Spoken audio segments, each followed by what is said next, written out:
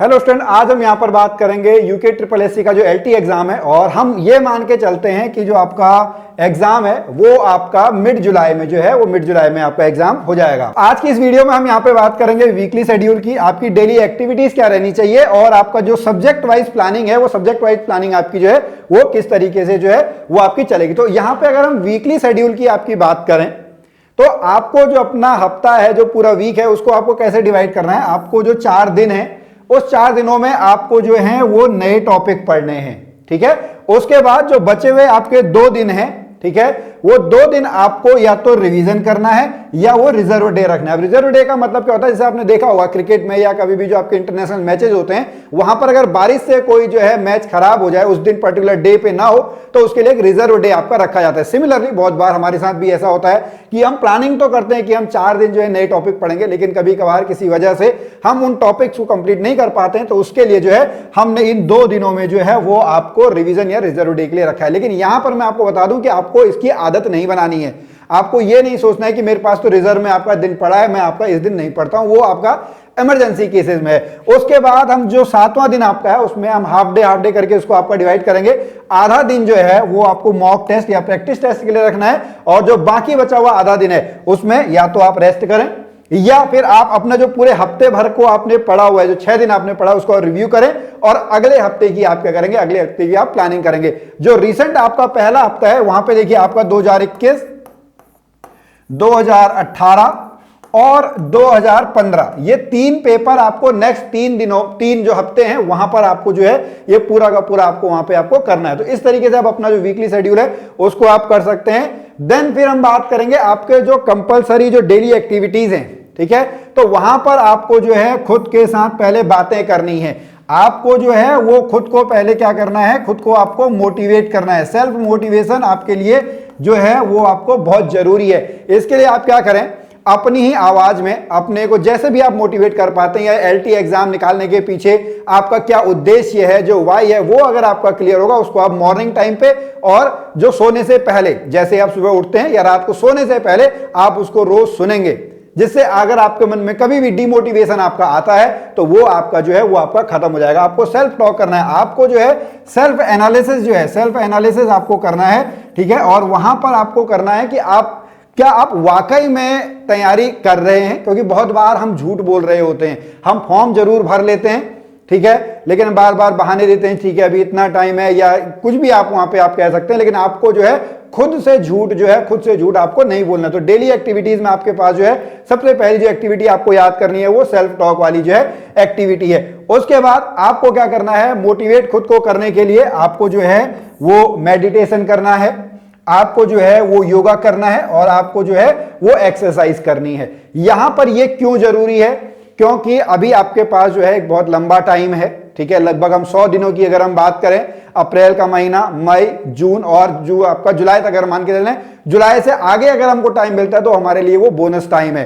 तो आपको इस बीच में जो है वो खुद को मोटिवेट रखना है अपने आप को, क्योंकि एक हेल्दी बॉडी में ही हेल्दी माइंड है, वहीं से आपको जो है चीजें याद रहेंगी। तो ये भी जो चीजें ये आपको करनी है, बट ये दिन में आपको मिनिमम 15 मिनट से लेके 30 मिनट के बीच में डेली बेसिस पे ये आपको जो है ये काम आप लोगों को यहां पे करना है। उसके बाद अगर आगे हम बात करें तो आपको जो है अगले 100 दिनों तक जो है वो आपको अच्छा खाना खाना है और पानी आपको पीना है। लगभग आपको 2 से 3 लीटर जो है 2 से 3 लीटर पानी आप लोगों को पीना है। और जितने भी जंक फूड हैं वो आप छोड़ दीजिएगा। हैवी जो आपके मिर्च मसाले वाले हैं उन खाने को जो है, उस फूड को आप कुछ टाइम तक जो है वो आप करेंगे। क्योंकि ज्यादा जब आप इस तरीके का जो मसाले वाला फूड है वो जब आप खाते हैं तो आपका शरीर जो है थोड़ा सा जो है वो आपका आलसी हो जाता है, ठीक है। फिर उसके बाद हम आगे बात करें, ये बहुत इंपॉर्टेंट है, ठीक है, जो आपका अकाउंटेबिलिटी पार्टनर है ये बहुत इंपॉर्टेंट है।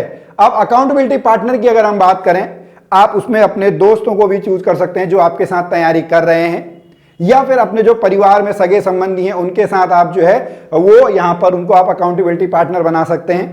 जैसे मैं आपको एक सिंपल सा अपना एग्जांपल दूं, जैसे मॉर्निंग में उठने के लिए बीच में मैंने क्या टेक्निक अपनाई थी, ठीक है। अभी मेरी बेटी जो 8 साल की है उसकी स्कूल की छुट्टियां चल रही हैं एग्जाम के बाद, तो मैंने अपना अकाउंटेबिलिटी पार्टनर अपनी 8 साल की बेटी को बनाया। वो रोज सुबह मुझे 5 बजे उठा देती है। मैं उससे एक दिन पहले वादा करके सोता हूं कि ठीक है अगले दिन हम मॉर्निंग वॉक पे जाएंगे, तो सुबह उठने की जिम्मेदारी अब मेरी नहीं है। सुबह मुझे उठाने की जिम्मेदारी मेरी बेटी की है, तो वो मुझे सुबह आपका उठा देती है, तब हम मॉर्निंग वॉक पे जाते हैं, और हमने अगर किसी से प्रॉमिस किया है तो हमें वो पूरा करना ही होता है। तो अब यहां पे आप क्या करें, आप अपने किसी एक को आप अपना अकाउंटेबिलिटी पार्टनर बना लें और उससे कहें कि भैया आज के दिन में आपको ये जो कंसेप्ट है या ये जो चीजें हैं वो मैं आपको याद करके सुनाऊंगी अगले दिन। अब वो उसकी जिम्मेदारी बन जाती है, वो आपसे जरूर पूछेगा या पूछेगी। तो यहां पे आप अपना अकाउंटेबिलिटी पार्टनर है, इस अकाउंटेबिलिटी पार्टनर को मैं चाहूंगा कि आप डेली बेसिस पे करें, डेली बेसिस पे अपने अकाउंटेबिलिटी पार्टनर से बात करें, और ऐसे से बात करें जो आपको रियल में जो है वो आपको चीजें बताए कि आप कितने पानी में हैं। ठीक है, क्वेश्चन आंसर आप एमसीक्यू के फॉर्म में जो है वो वहां पे आप पढ़ सकते हैं। तो ये बहुत इंपॉर्टेंट है अकाउंटेबिलिटी पार्टनर वाला। इसमें आप अपने अगर हस्बैंड वाइफ हैं तो आप अपने किसी को कह सकते हैं, भाई बहन है उसके बारे में बात कर सकते हैं, या जो आपका दोस्त है जो तैयारी कर रहा है या जो आपको रियल में एडवाइस देता है उसको आप अपना अकाउंटेबिलिटी पार्टनर बनाएंगे। और यकीन मानिएगा इससे आपको 90% जो है वो फायदा होगा ही होगा, क्योंकि जब हम खुद अकेले अकेले में पढ़ने में रहते हैं तो हमारे अंदर उतना मोटिवेशन नहीं आता। कोई तो होना चाहिए ना जो सुनाने वाला हो, कोई तो हो जो पिंच करने वाला हो, तो जिसकी बातों का हमको बुरा ना लगे। क्योंकि बहुत बार हम ईगो पे जब बुरा लगता है तो ईगो पे लेके हम पढ़ना ही छोड़ देते हैं। तो वहां पे आपको ईगो पे बात नहीं लेनी है, लेकिन आपको जो है अकाउंटेबिलिटी पार्टनर जो है वो जरूर ढूंढना चाहिए और उससे जो है आपको बात करनी चाहिए। उसके बाद अब हम बात करते हैं सब्जेक्ट वाइज। ठीक है, तो यहां पर आपको पता है कि आपके ये जो 3 सब्जेक्ट हैं ये आपके 50 मार्क्स के हैं, और सब्जेक्ट जो है वो आपका 50 मार्क्स का जो है सब्जेक्ट 50 मार्क्स का है। पेडागोजी की अगर हम बात करें, अभी मैं आपको बताता हूं, पेडागोजी जो है अगले 3 महीने तक आपको डेली पढ़ना है। ठीक है, जैसे हमने प्लान आपका पहले दिया वो 4 दिन वाला जो कंसेप्ट था। ठीक है, लगभग आपको 1 घंटे से लेके जो है 1.5 घंटे तक आपको ये डेली पढ़ना ही पढ़ना है।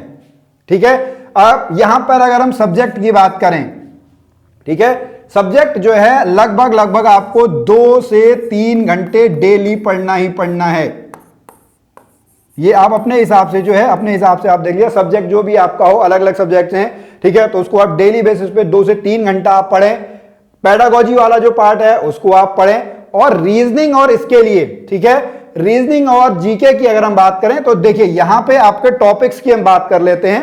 ठीक है, वो टॉपिक्स की अगर हम बात करें तो ये आपका जो है ये जीके वाला आपका जो है जीके वाला पोर्शन है, यहां पर आप इसको देख लेंगे। ठीक है, फिर थोड़ा सा और आगे हम चलें, ये आपका अगर हम उत्तराखंड में पर्टिकुलरली इसकी हम बात करें, देखिए यहां पे उत्तराखंड में एक टॉपिक, बहुत छोटे छोटे टॉपिक हैं।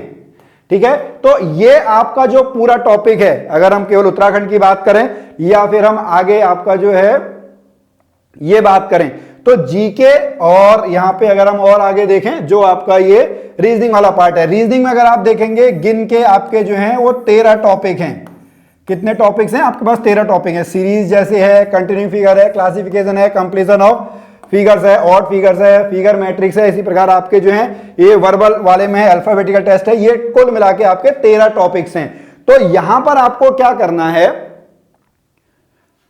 जो ये दोनों टॉपिक हैं, ठीक है, इसके लिए आप अलग से एक कॉपी बनाओ। ठीक है, और अप्रैल के महीने में ये जो पूरा कोर्स है ये आपका कंप्लीट हो जाना चाहिए। अगर आप मेरी यहां पे बात मानेंगे तो रीजनिंग वाला जो पार्ट है, रीजनिंग वाले पार्ट में लगभग आपके 13 टॉपिक हैं, तो 13 घंटे आपको नोट्स बनाने में लगने हैं। ठीक है, मैं अभी केवल नोट्स की बात कर रहा हूं। जीके की अगर आप बात करें तो यहां पे भी आपके पास जो है वो 15 घंटे आपके लगेंगे। ये अप्रैल के महीने में आपकी जो थ्योरी है वो थ्योरी आपकी कंप्लीट हो जानी चाहिए। जैसे हम बात करें, ये जो टॉपिक है ये लगभग आपका 1 से 2 घंटे का टॉपिक है, आप किसी भी बुक में से देख सकते हैं। ये जो है ये आपका आधा घंटे का टॉपिक है। प्राचीन काल, मध्यकाल, आधुनिक काल, ये लगभग आपका जो है 7 से 8 घंटे में जो है ये आपका निकल जाएगा। जो ऐतिहासिक पृष्ठभूमि है इसके लिए भी आपको लगभग जो है वो 2 घंटे का टाइम जो है वो आपका लगेगा। ये तो आपका बहुत सिंपल सा जो है ये आपका सिंपल से तरीके से हो जाना है। उसके बाद अगर हम आगे बात करें तो ये आपको लूसेंट की जो बुक है, ठीक है, लूसेंट की बुक है, वहां से आपको पता लग जाएगा। तो वापस जब हम यहां पे चलेंगे तो ये मैंने आपको जो है यहां पे बताया कि जो आपको पेडागोजी है वो डेली बेसिस पे आपको 1 से 1.5 घंटा पढ़ना है। सब्जेक्ट जो है वो आपको डेली बेसिस पे 2 से 3 घंटा पढ़ना है। और ये जो है ये पार्ट जो है ये आपको अप्रैल के महीने में कंप्लीट कर लेना है। उसके बाद मई के महीने में और जून के महीने में इसमें रिवीजन होना है। और एमसीक्यू आपको करने हैं, क्योंकि जो रीजनिंग वाला पार्ट है यहां पे आपको एमसीक्यू प्रैक्टिस जो है, एमसीक्यू प्रैक्टिस ही भी आप लोगों को यहां पे करते रहनी है। तो इस तरीके से आप अपना जो पैटर्न है उसको आप यहां पे जो है वो बना सकते हैं। और यहां पे मैं लास्ट आपको जो एडवाइस दूं कि आप लोगों को थ्योरी तो पढ़नी ही पढ़नी है, लेकिन डेली बेसिस पे आपको एमसीक्यू की प्रैक्टिस करनी है, क्योंकि वहां पर जो आपका एग्जाम है वो एमसीक्यू बेस्ड आपका एग्जाम है।